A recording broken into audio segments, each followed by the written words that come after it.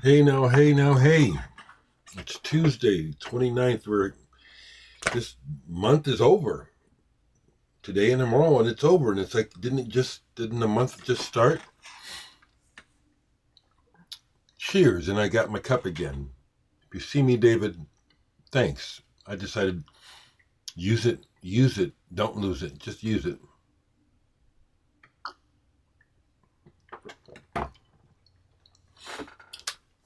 I'm going to show some music.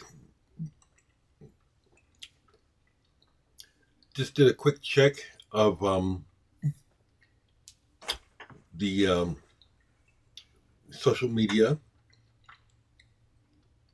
and let's go. Okay, I see that folks are watching older videos of mine, and I'm really glad that I have been and remain just me at home, just talking to you. You know, this is not a made up show.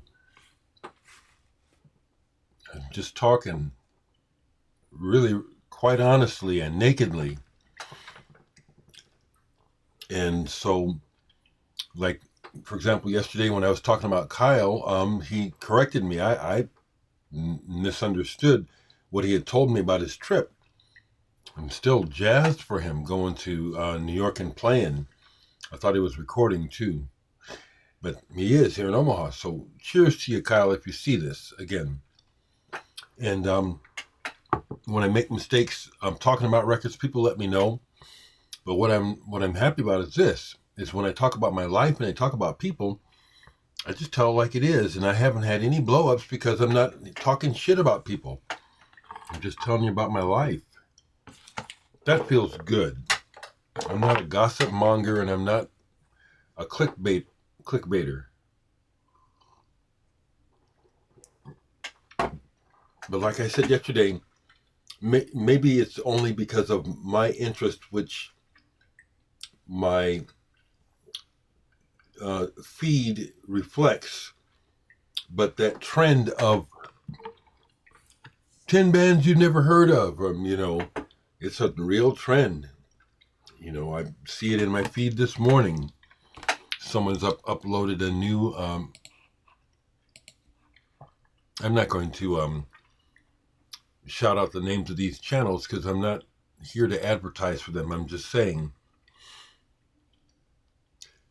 it is unfortunate to me how we are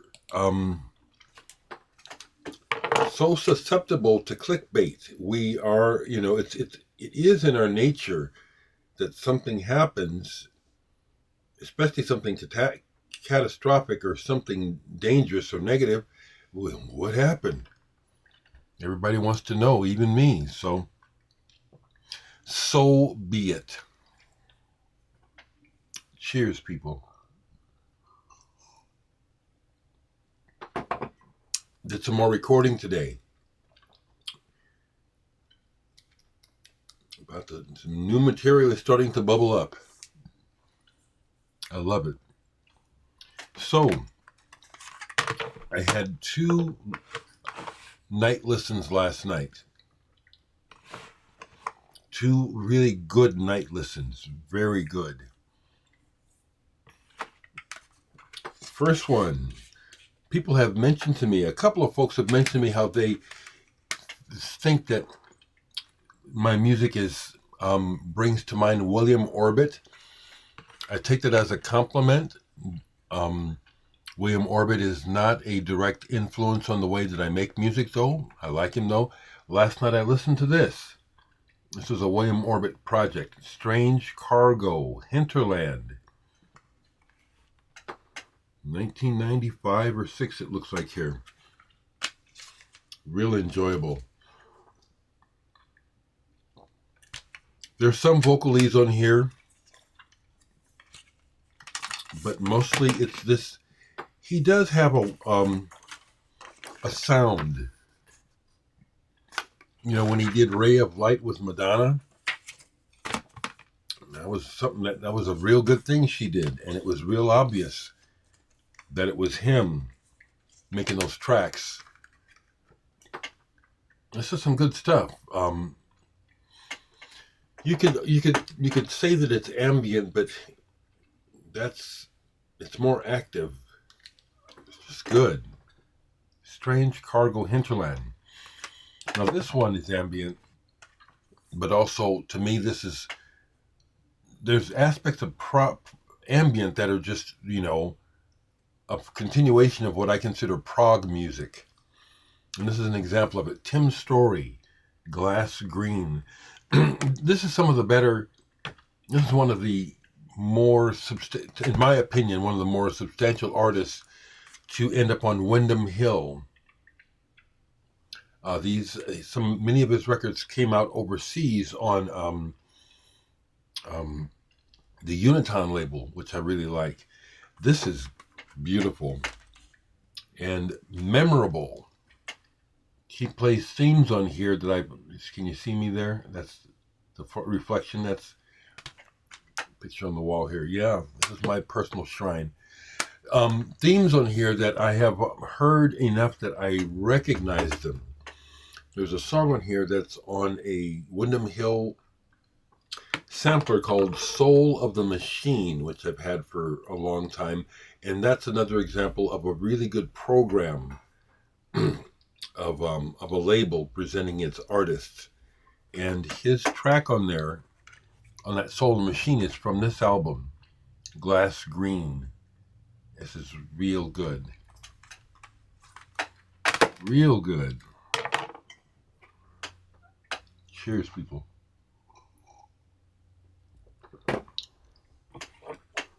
Just right quick, every day I check Brooklyn Vegan, Revolver, Stereo Gum, Spin, Prog, and Paste magazines online as a routine. There are other online blogs that I check out for music information. But what I'm saying is that these blogs basically keep me up to date on what's happening in pop music. And I listen on a daily basis to what they're pushing, and just a lot of stuff is just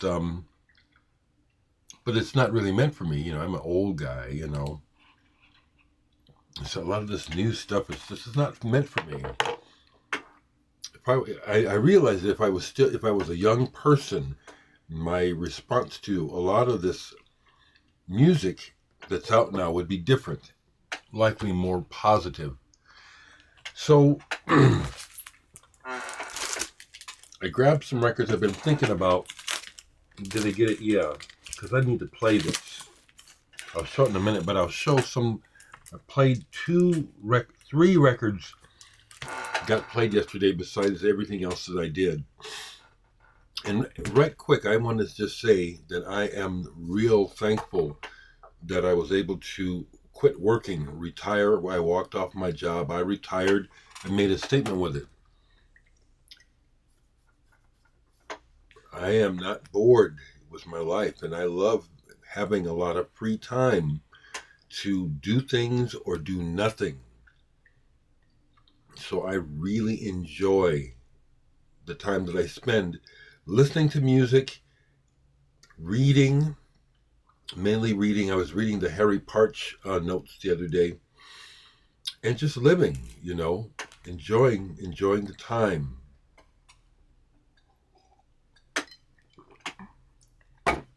So I leisurely listened to a couple of records yesterday. One was this album that I was thinking this might get traded, but it's not. Sad Lovers and Giants, Epic Garden Music. Now I like this band, and I still have 3 12-inch singles by them, and my band Digital Sex. We covered this band. Big tracks, little tracks, good song. I'm glad that I listened to this because there's an aspect of dream pop, twee pop, kind of like pencil neck geek white boy music, but good. These words, some of the words of the songs are kind of like, what are you talking about? But the shape of the music and the guitarist does some things. It's a good band. Not particularly into the vocalist, which is a draw for this band. But the music, White Vinyl reissue here. Ended up listening to the whole album, and three-fourths of what I listened to is like, yeah, I like this. I personally can relate to this music. There's a pencil neck geek inside of me. Sad Lovers and Giants. This epic garden music. This is good. This is good. It was time for some Sakamoto. And I hadn't played this album forever. B2 Unit, produced by Andy Partridge of XTC. And this is actually one of the first Sakamoto albums I ever owned. I got this when it came out in 1980. I still remember because I found it in a store down in Kansas City that I used to like to go to when we would go there. It's long gone. Can't remember the name of it. It was a good store. I was jazzed when I found this down there. And this is also when they're bastardizing his first name with an I. For some reason, thinking that might make it more palatable to Western. I don't know why they do shit like that. This album is unusual in the Sakamoto tome, or whatever you call his discography. He's definitely trying to be different here. Riot in Lagos is a single off here, if you've never heard that. It's a groundbreaking single. But it's angular, jagged, percussive, really good. Sakamoto tries to sing on here. Sakamoto himself admitted all along he didn't have much of a singing voice. This is a great album. And Andy Partridge does play on here a little bit. What he does really doesn't really add much. And can I tell that it was produced by Andy Partridge? No, not really. No. Again, likely another one of those things that it was someone's idea to put this known name with Sakamoto to try to help expose him. This was wonderful because I hadn't listened to them in a long time, and it was a real wonderful, kind of a revelatory listen yesterday. Arcane Americana. This is the black band who, partially because they're black, they don't get the props. They don't get talked about like people like Cocteau Twins and stuff. But these guys were there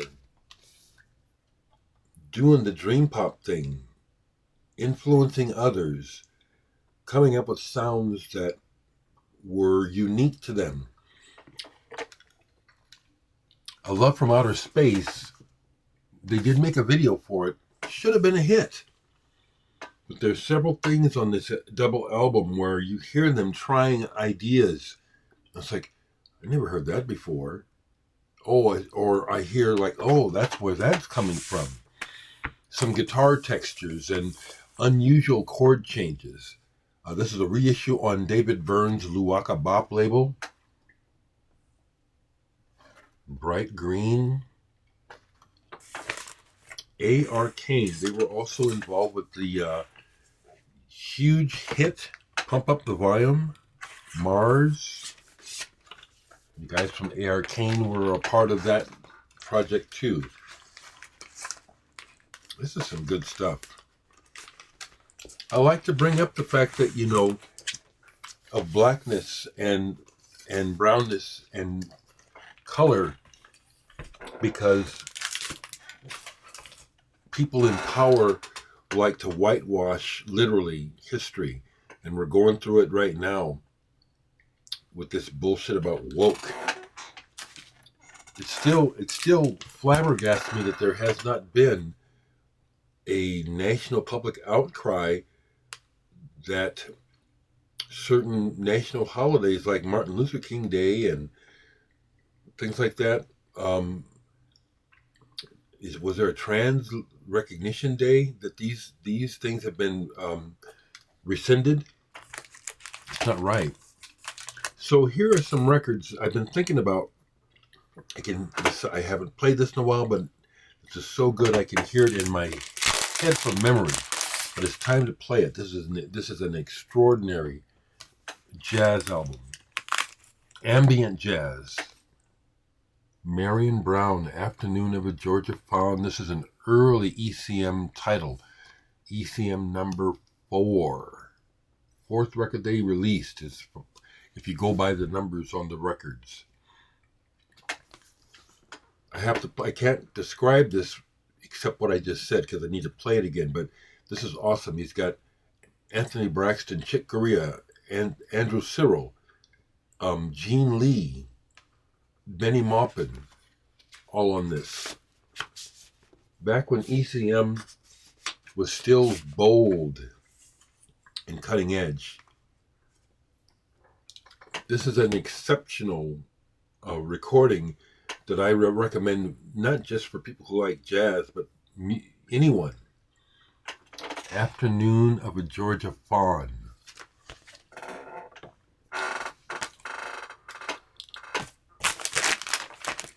Yeah, I did endeavor to do some playing of some music on a couple of videos, but overall I'm just not going to bother. Do some research. All this music is online. I mean, literally everything is on YouTube anymore. Another thought I had listening last night. I remember at the end of the 90s when I first got my computer and got online and discovered YouTube was still a new thing.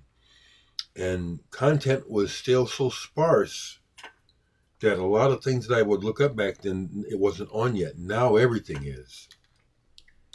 So take advantage of it. If this music interests you, just go ahead and get online and look it up.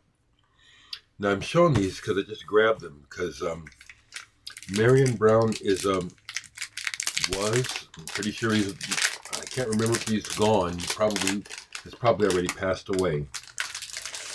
But he was an idiosyncratic musician, an intelligent man, and quite a deep player. So here we have an album of duets with Elliot Schwartz and Leo Smith. Haven't played this forever, but I'm showing it because it was there along with the other record. It's time to play these. I mean, he even has an album. I didn't get it with this grab. I didn't get all my Marion Browns. But he recorded a composition by Harold Budd, who we know through Brian Eno. Marion Brown was on it. Finding out about stuff. Here's one I bought recently. I think this is a Record Store Day reissue. Marion Brown and Leo Smith, Creative Improvisation Ensemble. Again, another similarity in graphics to that album. This is colored vinyl. Substantial work here. Folks that know how to work together and have a voice. Marion Brown had a voice on his instrument. Here's another one. Haven't played this forever. I need to play this because this is good. Porto Novo. Marion Brown. Here he's got Han Benink on drums. So this is recorded over in Europe, in Holland, on the Arista Freedom label. Very cool. Now that reminds me of something. If it's easily grabbed. I want to grab it because I was thinking about something else I wanted to show that's been on my mind. Come on, there it is. Yeah, I'll show this in this. I'll end with that album. But next to my Marion Brown is James Brown. So this was just there. So I'm showing it because I just grabbed, trying to get that Afternoon of a Georgia Fawn.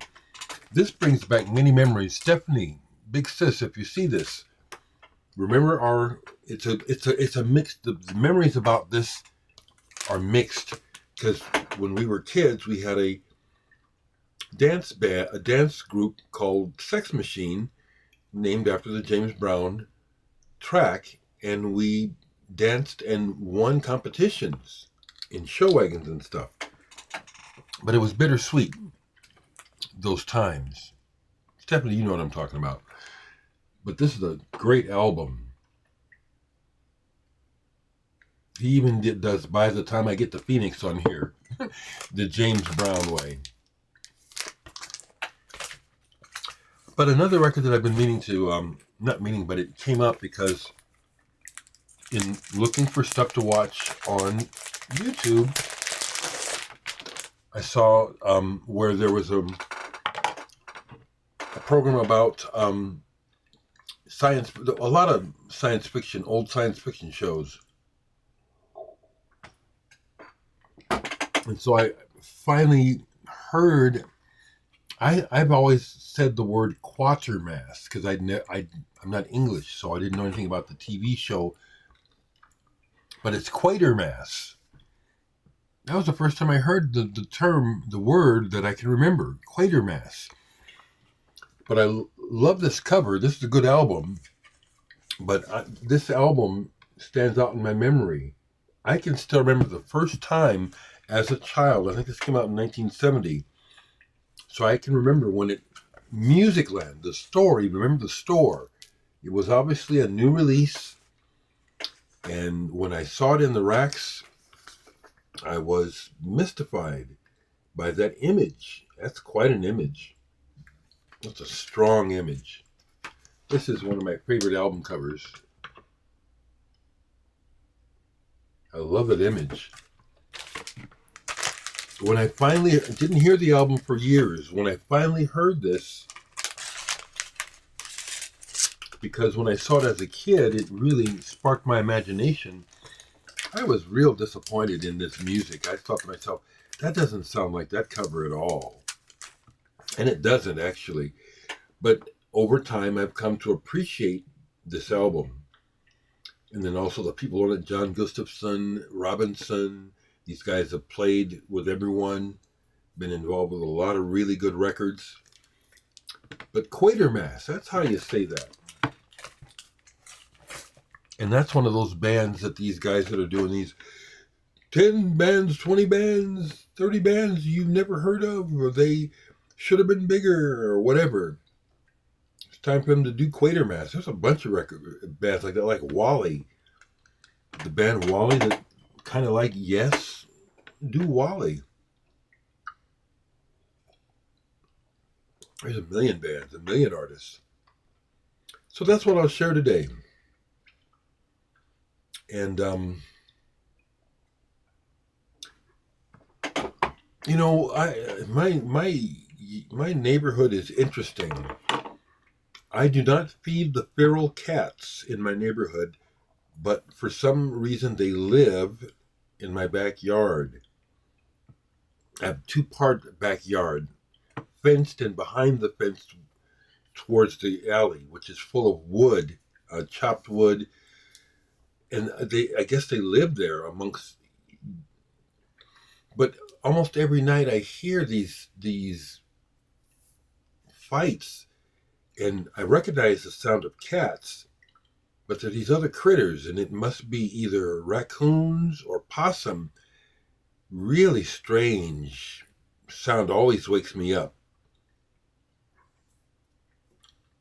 But there's some kind of territorial thing going on here in my yard, because almost every night around 3 and 4 in the morning, there's like, it's like someone is startled, like the cats or the possum It's like somebody's coming through or coming home or something, and they get startled and they start screaming and shit, and it's weird. Just thought I'd share that.